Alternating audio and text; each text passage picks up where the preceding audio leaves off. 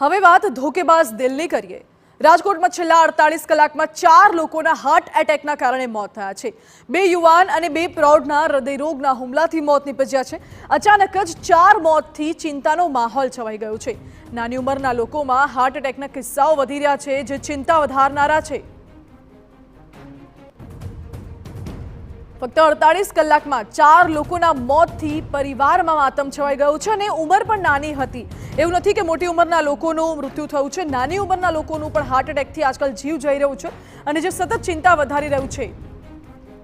મહત્વનું છે કે જે 4 લોકોના મૃત્યુ થયા તેમાંથી 2 યુવાન અને 2 પ્રૌઢ હતા। અગાઉ પણ આ પ્રકારના અનેક કિસ્સા આવ્યા છે કે હસતા રમતા ચાલતા અને કોઈ પણ કામ કરતા પ્રવૃત્તિ કરતા લોકોના પણ હાર્ટ એટેકના કારણે મોત થઈ રહ્યા છે। સતત આ વાત રાજ્યમાં ચિંતા વધારી રહી છે, કારણ કે ન માત્ર રાજકોટ પરંતુ અનેક વિસ્તારોમાંથી અનેક જગ્યાએથી આવા કિસ્સાઓ સામે આવી રહ્યા છે।